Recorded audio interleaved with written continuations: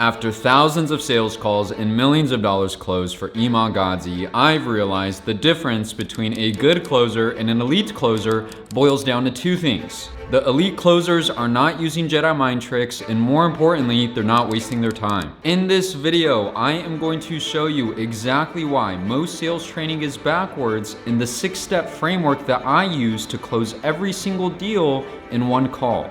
There is one simple truth that most sales training doesn't teach. The moment you end a call without a decision is the moment that you lose the deal. By the end of the sales training, you will have the exact framework that I use to double my close rate and triple my monthly calls. This is the guide that I wish I had when I first got into sales, because trust me, it was a struggle early on. Let's dive in.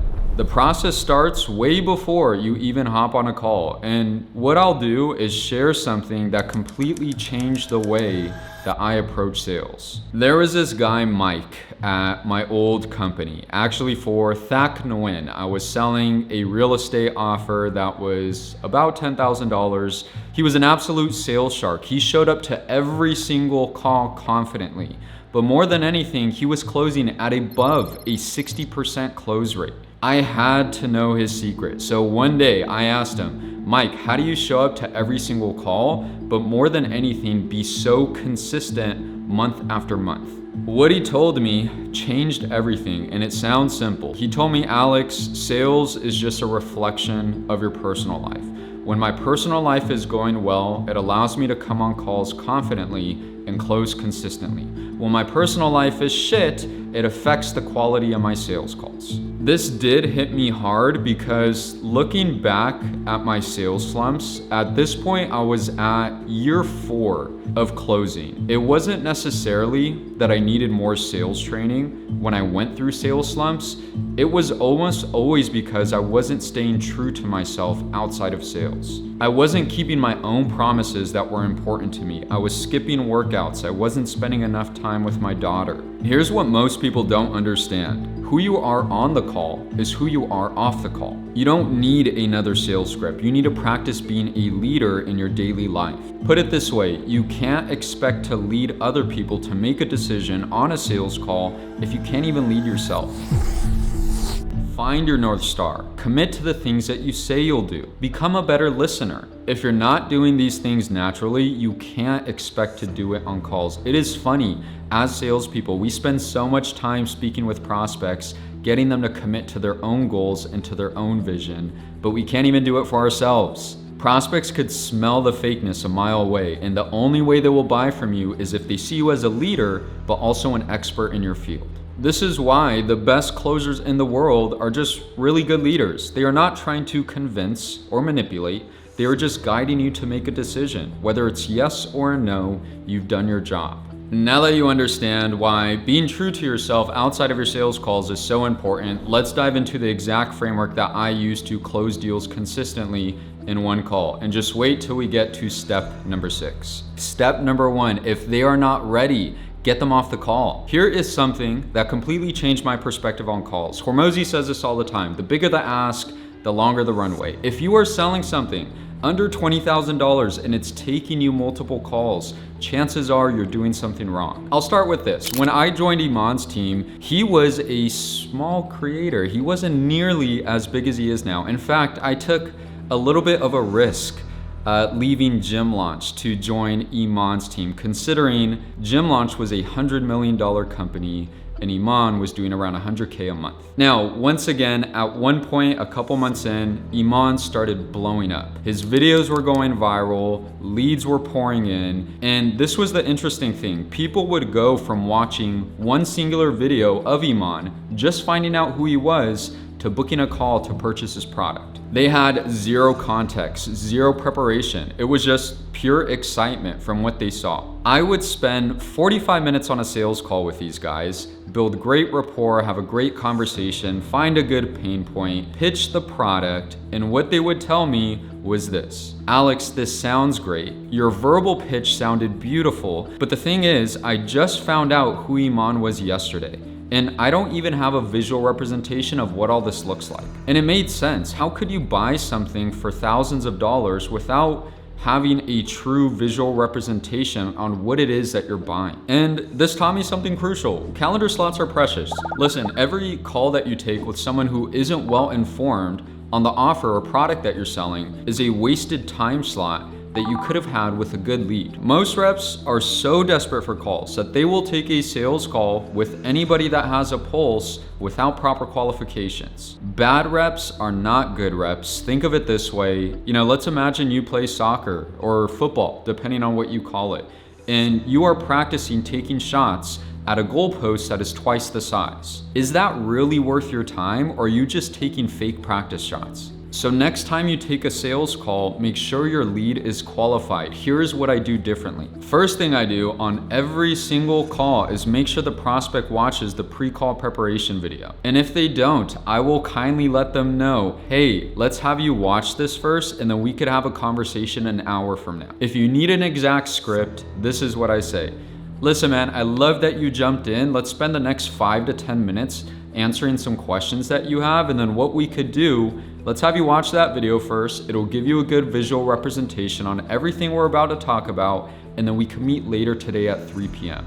Would that work? Now, after making sure that the prospect watches the pre-call prep video, I will also pre-qualify any red flags. For example, let's imagine I get somebody that looks rather young on a call. I will ask their age. If they are below 20, I will see if they need their parents on the call. Versus if I get a wife who mentions, hey, I have a husband, I will kindly ask them, what does your husband think about you moving forward and making this type of decision today? If they tell me, Alex, I'm gonna have to talk to my husband after this to make sure he's okay with it, I will reschedule the meeting with the wife and the husband. Why would I waste my time on a 45-minute to a 1-hour conversation when I could reschedule them with the proper people on the call? That way I could spend that hour dialing leads and setting high qualified appointments to my calendar. I just saved my time and put myself in a position to make more money. The key is identify these red flags early in the conversation rather than hearing them come up at minute 45 or minute 50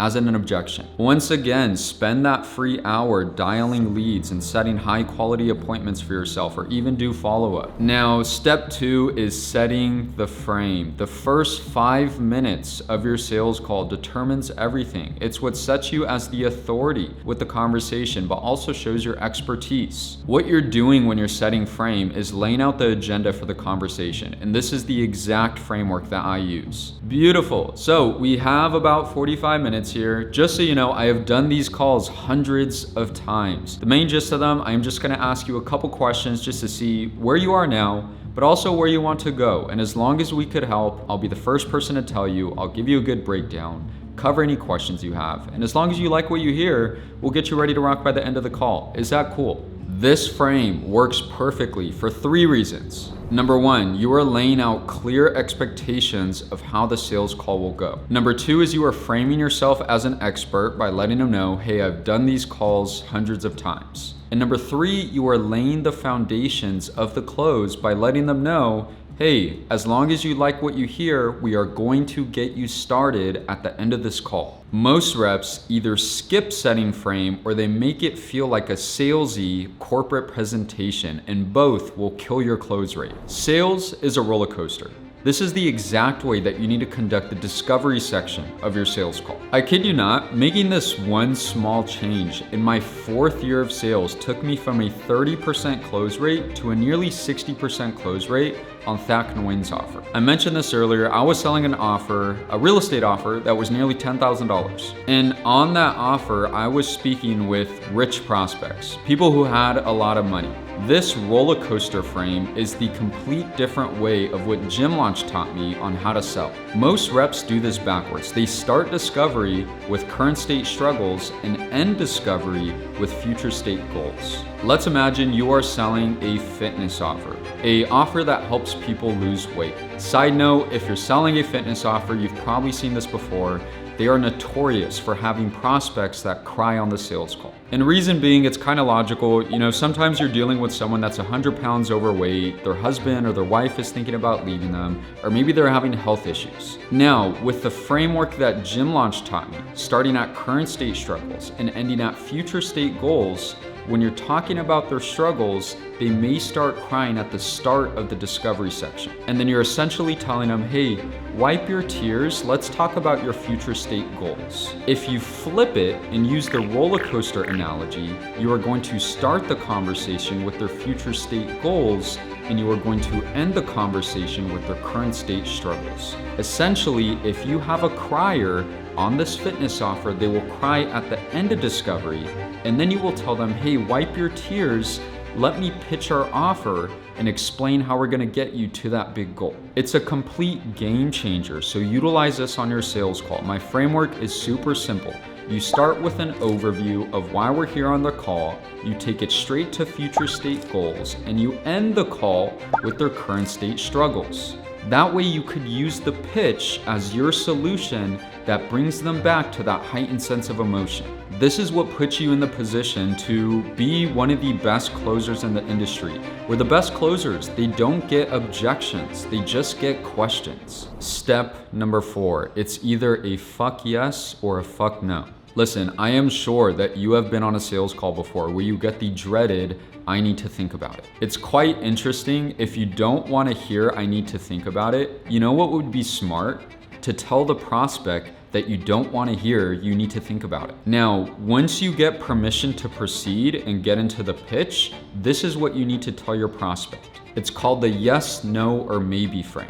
And Paul Daly, shout out to you, you did show me how to structure this when I was receiving a lot of I need to think about it. So next time you pitch, say this. Hey, Mr. Prospect, we could totally help you with XYZ problem, and I would love to break down how we're gonna help you get to XYZ goal that they told you they had. Once they say okay, 100%, that is permission to proceed. Now you get into the yes, no, or maybe frame. And essentially, this is what you need to tell them. Beautiful. Now, by the way, at the end of the call, I know there is typically 3 things you could say. Either, Alex, hell yes, let's do this. No, which I want you to know I am 100% okay with a no. The one I do want to avoid is the let me think about it, let me talk to my dog about it, because you know, we both know that is usually a nice way of saying no. So is it okay to keep it between either a yes or a no? This is how you kindly let the prospect know, hey, I don't want to hear, I need to think about it. And you will be so surprised how many calls I've gotten to the very end and they say, Alex, I really wanted to think about it, but you know, you told me you want a yes or no and this feels right, so let's do it. The yes, no, or maybe frame works, but it won't save your sales call. So you need to build a clear gap in the discovery section of your call, which is why you use the roller coaster method. Step number 5, the 3-pillar pitch. Here's something I learned from Oren Klaff. People understand things better in pillars of 3. Don't try to overcomplicate your pitch by reading the Declaration of Independence. And for each pillar, I use the PFS framework, meaning problem, using the exact problem that the prospect stated they had, feature, meaning the feature of our product that will solve that problem, and solution, saying their desired outcome. Here's an example. Hey, Mr. Prospect, you remember how you told me that you couldn't get enough leads for your business? What we are going to do is run all of your marketing for you by running Facebook and Google ads that will provide an abundance of leads to your company. And what that is going to do for you is put you in the position where you're never dry on leads ever again. Problem, feature, solution. And side note with that, it is crucial to use the prospect's exact language in your pitch. If they told you that they need more leads, then don't have the first pillar of your pitch be about team building. They will buy based off what they feel like they need help with, not what you assume they need help with. Step number 6, assume the close. After you've pitched your product, use this 4-step framework to get the deal closed and accept payment. The key with this is to have great pace and slow yourself down when it comes to pitching the price and accepting payment. A lot of sales reps rush through this process, and what it does is scares the prospect from buying even if you had a great call. So you need to slow yourself down, take it slow, and come from a place of understanding. This is the easiest part of your sales call to become salesy. And once again, you could have a 10 out of 10 perfect call but if you speed run the process of closing the prospect after pitching, you will lose a deal. Now, here is the 4-step framework. Number 1 is exhaust all questions. What that means is we do not want to pitch the price until every single question that the prospect has about the product is answered. Last thing we want to do is say, hey, this is $10,000, and then the prospect starts asking you a million questions about the ins and outs of the product. So exhaust all questions. As soon as you pitch your product, end it with, hey, what questions do you have? Answer every single question until they get to the point of saying, yeah, Alex, I actually don't have any other questions. From there, step number 2 is get alignment. The key with getting alignment is you need to bring up, hey, do you feel like this will help you get to XYZ goal that you told me you have? Remind the prospect that this isn't about buying a cool product. It's about buying something that will solve their problems and reach their goals. So the exact words that I say when I want to get alignment is beautiful, awesome, I'm glad you have no other questions. Let me ask you this, how do you feel on our product getting you to XYZ goal? You need a hell yes. If not, if they give you some type of wishy-washy answer as in, I think so, it might, hit them with a why. Make them explain themselves and sell them down the path of, hey, this is why I think your product will get us to our goal. After getting alignment, you move to step 3, which is price dropping. Now, whenever I price drop, I love to value stack on top of the price. Meaning, if you just say, hey, this is $10,000, it hits a hell of a lot harder compared to saying, awesome. So for everything included to get you to your XYZ goal, the coaching, the program as a whole, us holding your hand throughout the process, and everything included, it'll be $10,000. Value stack. Obviously, I riffed what's included with that product, but based off what's in your offer, stack that on top of the pitch before you drop the price. Remind them of what's included and how much value they're getting for the price point of your offer. The key with dropping price is as soon as you say how much it costs, sit in silence. The first one to speak loses. Gym Launch taught me this, so shout out to Alex Hermosi. The first one to speak loses. Sit in silence. Now, this is when we get to step 4. Assume the motherfucking close. Once the prospect says, okay, let them know, awesome, next steps are simple. Let's get you logged in, let's get you scheduled for your next call, and then you will be ready to rock. Is that cool? This is when either objections will come up or the prospect will follow along with you and get onboarded and give you their credit card. But this is also the point where prospects may give you objections. But I have learned the best closers don't get objections, they just get questions. But if you want me to make a video on how to master every single objection, comment below. I will say this, 99% of the time, if you receive an objection at the end of the call, it's because you didn't ask good enough questions during discovery. This is why the roller coaster method will help you so much. It will build that gap and put the prospect in a position where they need your product. You are not trying to sell it. Now, you understand how to close a deal with just one conversation, but knowing it is half the battle. You need to see it in action. The real challenge is understanding how to implement it in a real-life conversation without sounding salesy or pushy. That's why I want you to watch my next video, which will be tagged below, where I show you a live call recording of me closing a deal for Iman Gadzhi using this exact framework. And if you're serious about mastering your sales skills and being able to close at a 50 to 60% close rate, click the link in the bio and you can check out how we could work together. Thanks for watching. Once you learn to sell, you will never starve.